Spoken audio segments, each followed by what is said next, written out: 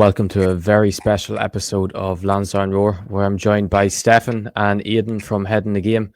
Welcome on, lads. How does it feel to be on the greatest podcasts in Ireland? Yeah, it feels great. Yeah, thanks very much for having us on, Conor. We appreciate it. So just to start off, just introduce yourselves and your role in the Head in the Game, and just give a brief description of what Head in the Game provides to people all over Ireland in the footballing community. Well, I'll jump in there. Anyways, I'm Aidan. I'm one of the co-founders along with Steph and a few other lads, and I'm the current chairperson of Head in the Game. And what we do is we're trying to create as much, for the last 5 years, trying to create as much awareness around mental health within Irish football, within the Irish footballing community. We had initially started off within the League of Ireland, and we've got that popular that kind of quickly. We've spread down to the grassroots football, from amateur to kids to all across all the spectrums in Irish football, which is great to see it is. And it also just shows the kind of demand, it's need there for mental health awareness around Irish football. So that's just kind of it in the short and sweet of it. Like, there's obviously a lot more to us, and I'll probably let Steph take over. He wants to elaborate a bit more on it, but that's the kind of the main consensus that we have. Yeah, just from myself, currently PRO, along with Nathan, who's involved in the committee as well. But yeah, look, as myself, Aidan, Dean Arrowsmith, Sean Hand, and Jay McKeown were sort of the co-founders. It sort of came about. Harry Taff was groundsman for Dundalk FC, and unfortunately, we lost him to suicide. We were sort of talking amongst each other. I'm sort of saying, after a few days, there was Facebook posts and people putting up different memories. And then we were saying, after about 2-3 days, everything starts to quieten down. And, nothing happens then until the next person. And then everyone's talking about it again. And we sort of wanted to be that bridge the gap between somebody, thinking bad thoughts and then actually going ahead and, doing something about it. So we just wanted to be a helping hand for people, even just to have a small chat, sort of make a difference to people, so that they didn't feel like they were an outsider or they didn't have anywhere to go. So it sort of came along from that. I think Dean Arrowsmith wrote a poem which was pretty powerful, and we got people involved from the League of Ireland, even as high up as the international scene. James McLean featured in the video. Andy Reid, who was an ex-Irish international. We had fans. We had League of Ireland players. I think Aidan was on the poem itself. Everyone said a line, but we tried to touch as many clubs and as many regions as possible, and that sort of just lit the flame for the whole thing. And it just blew up from there. I think at one stage, after 2-3 days, there was about 200,000 views on the video alone, and it sort of had an impact on people, and it sort of got us a bit of recognition, and it sort of snowballed from there. Yeah, pretty much. So why is it called Head in the Game, and what makes Head in the Game so special? That's because it's such a good thing in Ireland at the moment now. There's so much talk about mental health and suicide prevention and things it provides, but what makes it so special from Head in the Game's point of view? To be honest, we'll start off first there, the Head in the Game. We had so many different kind of names, and it was kind of something that we wanted within something football kind of related. And I don't know if I'm right, Steph. We had a few different options, didn't we? Like I think we did initially wanted to kind of have the slogan "Keep your head in the game," but obviously that was a bit too long, so we wanted to kind of shrink it down. And Head in the Game just kind of felt natural. It did, and everyone kind of relates. Like when you're talking about sport, when you're talking about any football and that, they want to keeping your head in the game, while on the game, when we kind of refer to that, keeping your head in the game, outside the game also. So something just kind of snowballed from there. What makes us different? To be honest with you, it's not even that we're different. We're still the only national kind of mental health kind of initiative within Irish football. There's nothing there from a national perspective. There's not, and that's why we felt like that we needed to kind of do something. You had great other kind of community projects. You had great local projects. I think Shelburne and Pats were doing something back in early 2020, initiatives amongst their area, their fan base. But there was nothing nationwide. There was nothing that the FAI were doing and that there. And it wasn't anyone's fault or anything. We just felt like that we needed to take that step, as Steph was saying earlier on. We wanted to bridge that gap between kind of fans and players and that there, and then kind of the mental health kind of charities and mental health people seeking that bit of help. And yeah, that's what makes us different. It makes us different that we're the only one that's kind of a national campaign that's focusing on mental health within Irish football. Yes, you do kind of have other campaigns and that there, but they're not just solely focused on Irish football.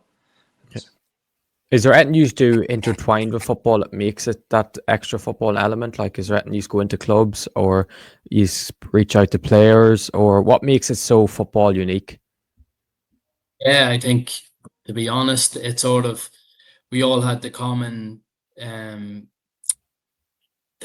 thing in common that we all were Dundalk fans originally. It sort of originated, obviously, with the sad passing of Harry Taff. So we were all Dundalk fans originally. We all had, a big interest in League of Ireland, and obviously each year we had the head in the game captain's armbands on display I think it was the last 2-3 years, which really, it really does focus on League of Ireland in particular. But once people around the country started going and seeing these captain's armbands, and there was a big interest in it then, and local clubs from senior right through to grassroots were looking to get the captain's armband with the head in the game logo on it. So look, it sort of just branched out from like League of Ireland top tier right down to grassroots. So everyone sort of got a good feeling of what we were about, and it, even the people that didn't know what it was about, just by going to a football match and seeing the head in the game logo on a captain's armband, it sort of spiked people's interest. And what is this group all about? And it started up conversations, and we'd have people meshing the page just to see if they can help us out, or there was other people looking to, they were struggling themselves probably, and even just to have conversations with people about League of Ireland football, it was sparking conversations all over the place, and in turn helping people that didn't feel like they were isolated, or they didn't feel like they were alone. There was a common bond, and I think, look, football's and like an international language. So once you have that common interest, and I always say, you could be standing beside someone at a football match, you won't know them, but something will happen in a match, and next of all, you can have a conversation with them about it. So that's the way I always seen it. And the fact that we were a group all together, there was plenty of different people from all different backgrounds that you could come and speak to us, and we found it had a massive positive effect on everyone, to be honest with you.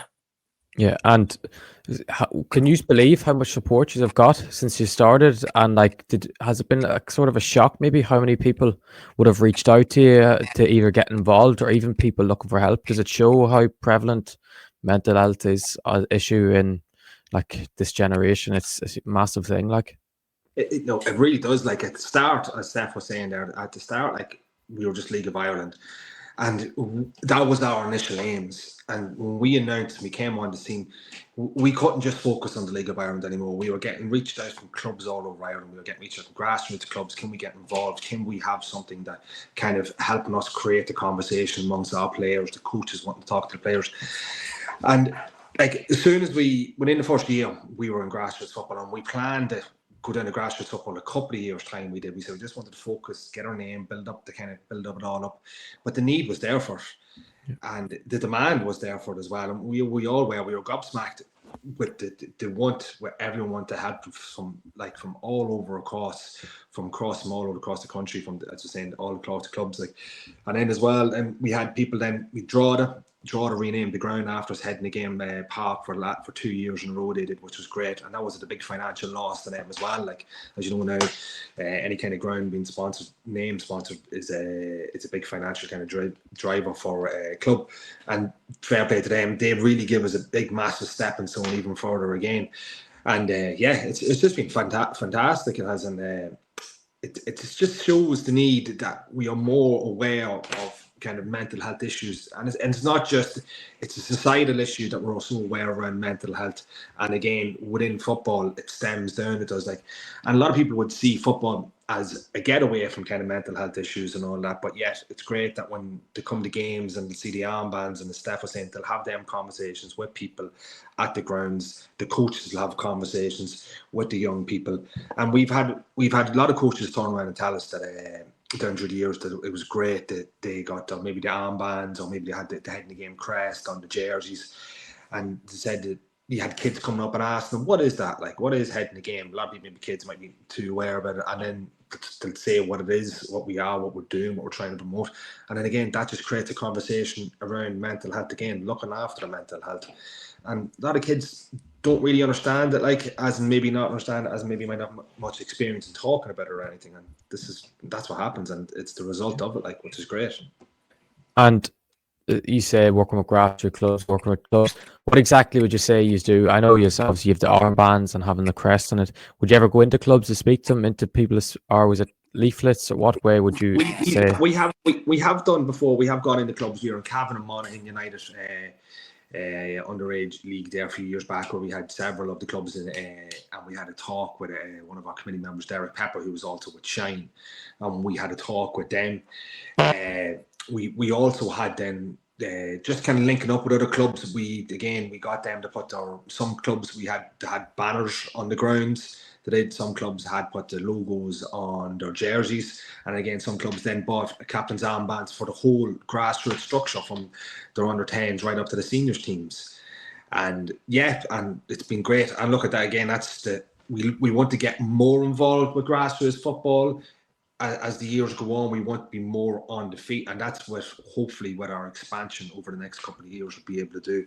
We'd love to be able to have our logos in dressing rooms and have maybe packs to give out to the coaches to help them. We'd love that. We're hopefully all going well, working with Jigsaw, and possibly developing an online course with them for coaches, so coaches can go online, do the course, and equip them better to dealing with these kind of issues with their youths and that, and help them and aid them in creating a conversation too. Sometimes it's not always easy to create a conversation around mental health and talk about it, like, and hopefully that we can help coaches do that and break that down.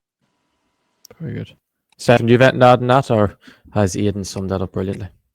No, I think he's summed it up brilliantly. I think, even some of the banners that we had around the grounds, like those clubs approaching us and asking us, and we were able to send them out the logo and give them the pieces of information like contact numbers, which I think were very important. And look, we've probably affected people positively more than we'll probably ever realize, even by just sticking up a phone number on the logo, a pitch side logo with contact details for Shine and Jigsaw, and young people can reach out themselves and contact them if they are struggling. I know there've been quite a few people that have reached out to the page privately, and we were able to get them in contact with people to get professional help as well. Some that needed it, others you just found that you're just having a conversation with somebody, and it might have been something as silly, not as silly, but it might just come across as a silly conversation with somebody, but you left the feeling you've actually helped somebody there by just having a chat with them for a couple of minutes. And it might be about how poorly Dundalk was playing last season, or how well their team was doing, but you just felt that you just get a sense that people are reaching out to the page for a reason. They're not just reaching out to it for no reason at all. So it's little things like that. And even if you're talking to somebody on the street, you mightn't realize how they're feeling in the moment, but just having a little conversation with them,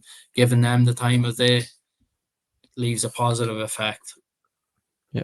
And how special is it for you, lads, as founders of Head in the Game? To like, I'm sure you wouldn't believe probably how fast it's grown and where you've got to now, and your plans for the futures when you first started, and even probably little things like we have it here with the podcast or work you do online, and when you see people in public, when people say thank you for what you do and stuff. I know it's what you do is to another level, but how special is that when lads say thank yous for what you are doing? You're doing something like, I know because mental health affects everyone, but like something like that could make your week, never mind make you happy for 5 minutes. And thankfully, we're all on, every one of us on the committee are all on the kind of same wavelength for this here. Like, we never seek praise for this here. We don't want to kind of, like, some people might start things for glorification, right? That we've always just wanted people to do better for themselves, to look after their own mental health. Everyone on the committee nearly's experienced, especially there with the death of Harry Taff, we've all experienced someone who's took their own life, who's struggled with mental health, and that's all we ever wanted. We found great pleasure in people saying, yeah, I found Head in the Game helped me. I found Head in the Game is a great benefit. Like, and we've often said that if we, during our events and all, like we had the event there last Saturday, and we said that if we get one person that could go seek help, that to us is what we get the real kind of pleasure out of it, and it's great. Like, and that's what we really want. Don't get me wrong, it's great to get recognised and people saying, look, it's great to see you doing it, and it is making a difference, and thanks, and it is great to see that. Like, but our bigger picture really is here, like, to making sure that people aren't afraid to seek help, people know how to seek help, and people recognise what to do when they are struggling with their own mental health. Like, that's our bigger aim here with all this. Like. And yeah, so it's been, I know you had your game last Saturday, and you have been, I'd say, over the last couple of years. How many years have you had the match going for? Because it seems to be every year is getting bigger and better. And obviously, you had at Noriel Park last weekend. And what other sort of events have you had prior leading up to your match? What have you done that would you say is your big fundraisers? Yeah, I think there's been a couple of people that have fundraised for us. I think Aidan will probably know the name better off the top of his head, but there's a 24-hour challenge that's been happening the last couple of years. There's a personal trainer. I think he might be from Tala, but Aidan will correct me on it anyway. That's been You like to say he's from Tala. Yeah, raising funds for us, doing 24-hour challenges, because he recognised, the money that comes into Head in the Game then goes on to Shine and Jigsaw, and that in turn helps people. But yeah, like the game actually that's only the second year it's been running. The first year it sort of came around by accident that a Scottish group that sort of along the same lines as us, more mental health, reached out and said they were coming over to Ireland and they love to play a charity game. So that's Head in the Game Cup sort of was born from that.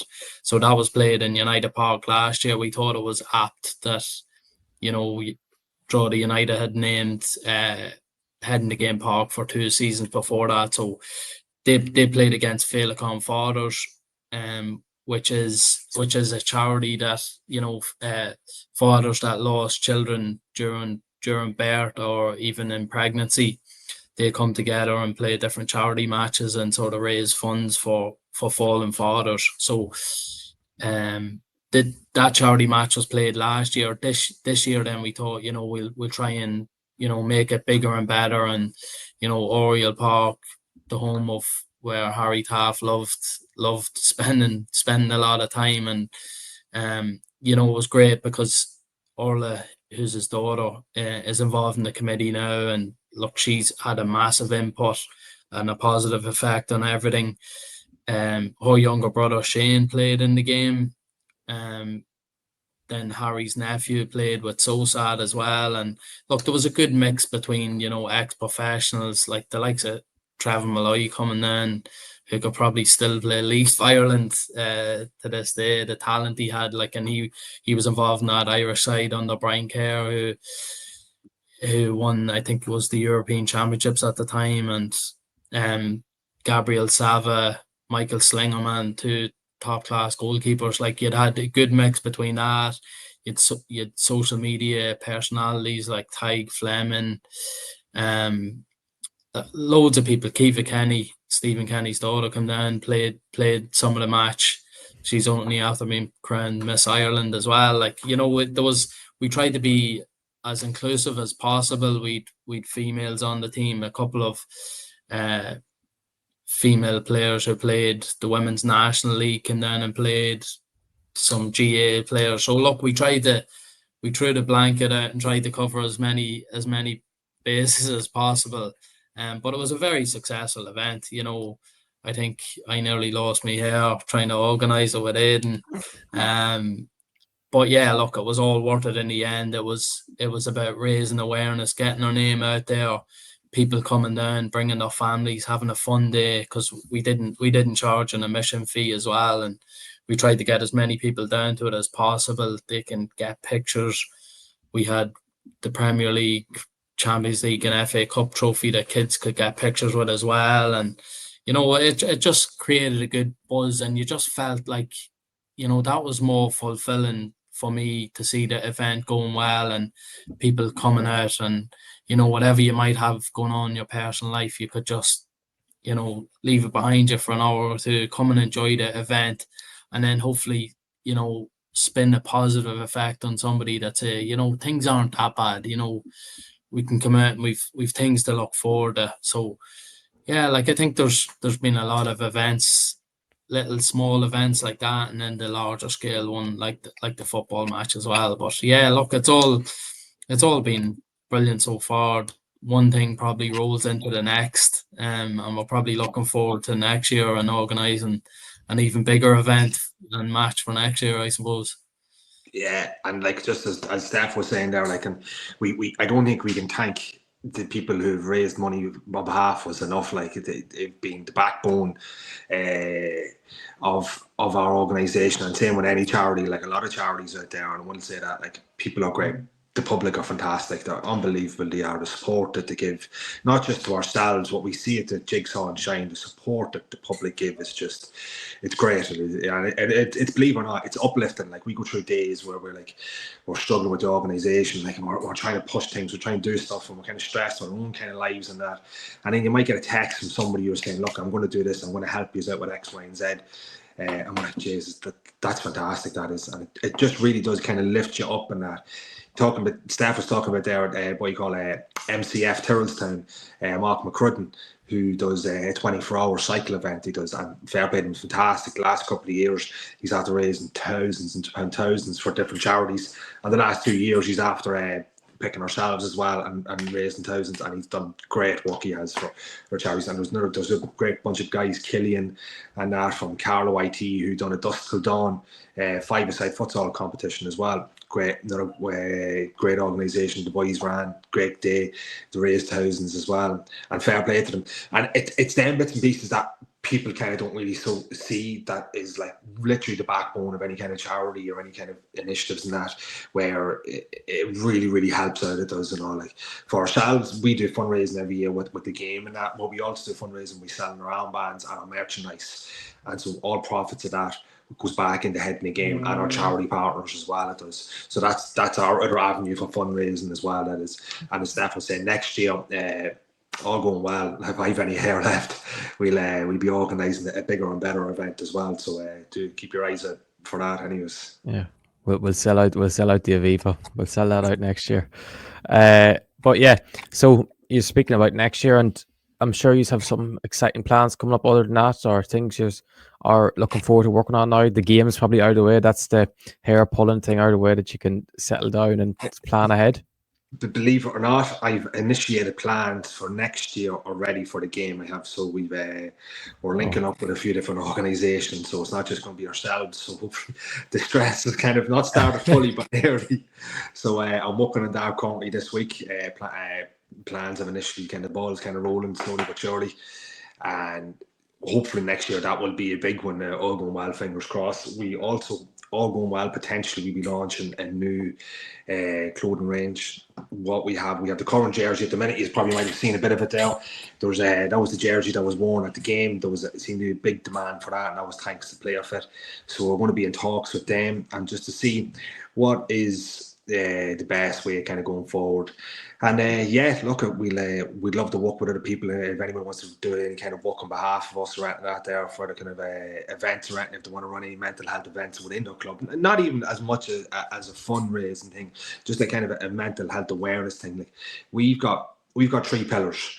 We've got our education and our awareness and our finance, fundraising, like, and education and awareness always in our game always comes first before any kind of fundraising. That, don't get me wrong, any organisation, initiative, charities and all do need the fundraising to kind of keep going, but our main aim is always been the education and awareness. So like we had people there, those clubs or anything like that that wanted to organise days or anything like that, we'd more than happy to try and help them out, try and organise it on their behalf and that, like. So but yeah, look, a big couple of years ahead. We don't just kind of looking for next year, but we hopefully have a big couple of years ahead where we'll just kind of grow even further now, hopefully. So yeah, and I think just for me as well, we recently relaunched our website with the big help of Zoma Brandon, who are based in Dundalk, but they work nationwide with different companies. We identified them as they've helped Dundalk FC as well. So we sort of,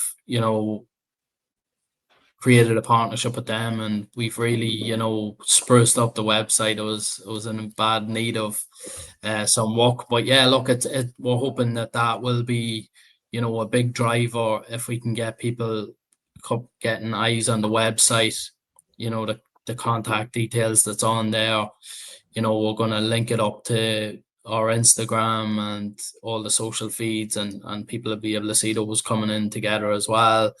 And it just gives us the platform if we're selling any merchandise on that, that we can sell it easily and quickly on the website, and that obviously generates much needed funds for our 2 charity partners as well. So little things like that, it's exciting. And look, we hope to in the next couple of weeks we're working on a video as well, so you'll just have to keep your eyes peeled for that one.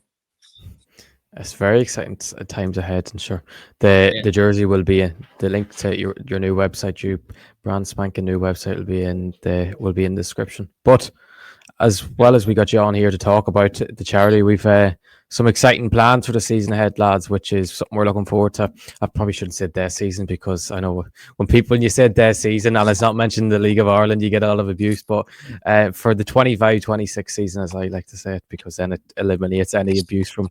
But what we're planning to do on Lansdowne Roar, which will be in conjunction with obviously Heading the Game and our fans that are listening that can get involved with this. And I have to say, I did take good inspiration from this from WD18, which is a Watford fan channel who donate money to a mental health charity in Watford every year. But what we're planning to do for the year ahead is, as we have so many Irish lads playing abroad at a high level and doing very well, we're going to do is, because there's obviously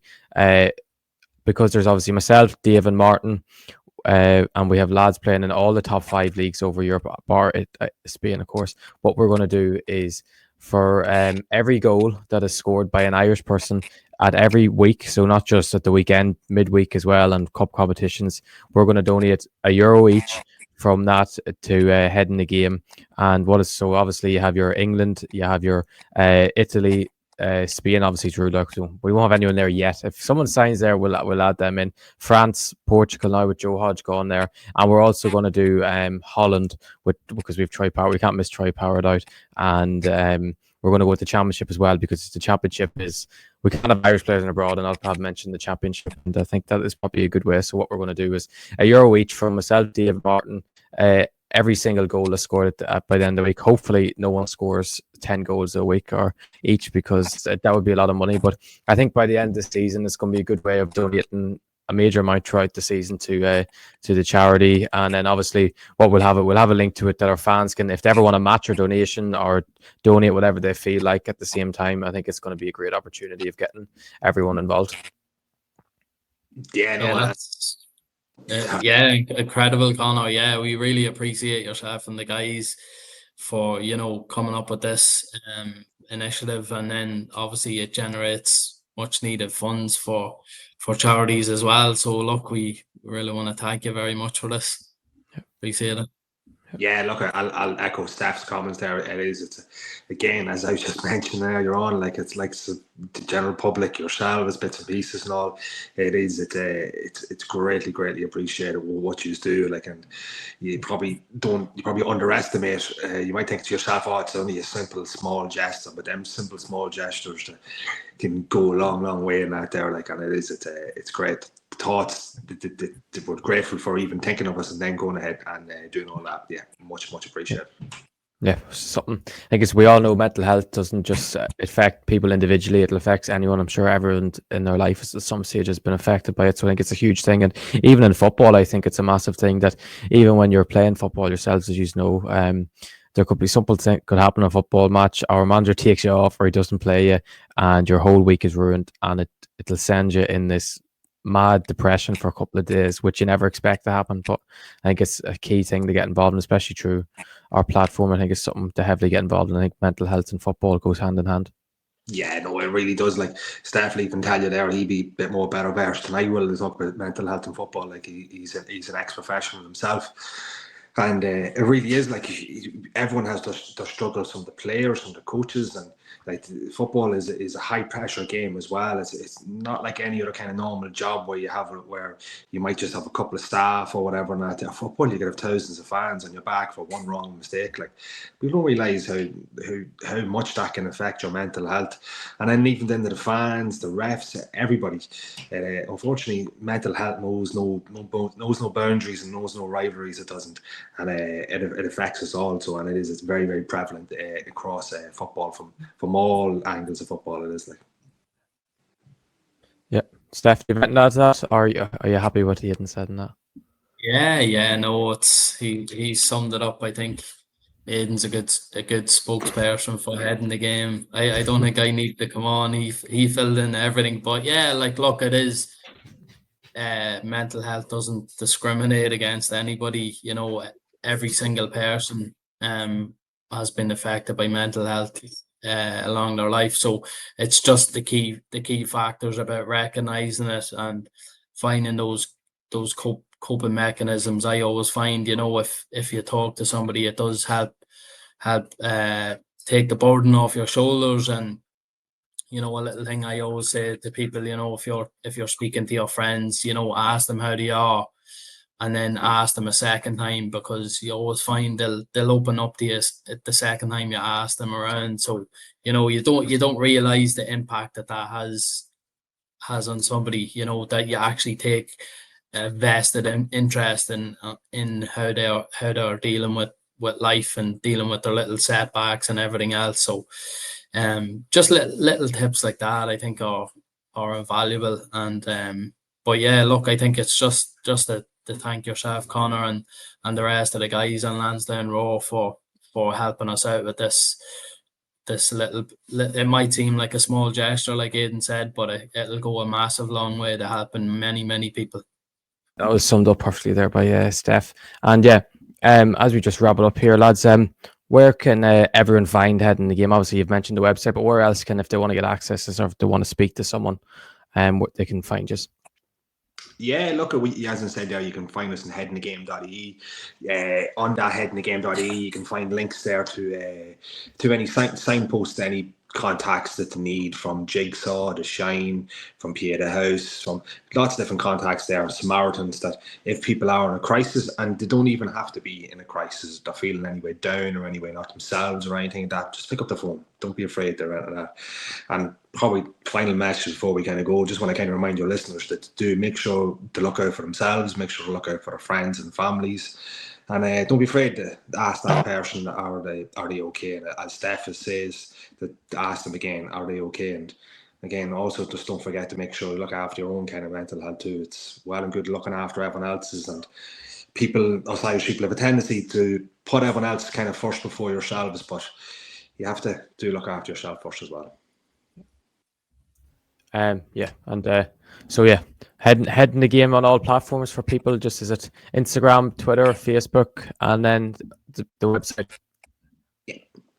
And There will be obviously there'll be links to all that in the description of this video and on the post that'll be going out in the socials to share it. And yeah, so the jersey is available for anyone to buy your beautiful player fit jersey on the website. Is it? Yes. Not the player fit one now, but our old stock, which will hopefully we'll be having a flash sale on our old stock in the next week or so. So everyone just to keep an eye on that again. Yeah.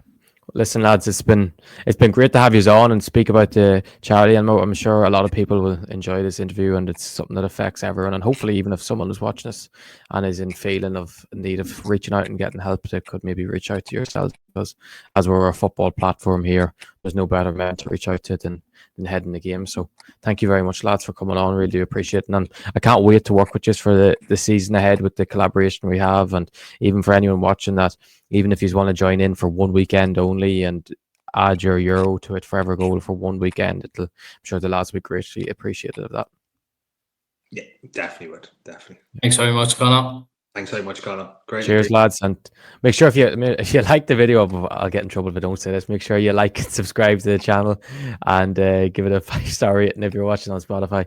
I'll get in trouble by Mr. Dave if I don't say all that. So cheers, lads, and we'll see you in the next one. Thank you.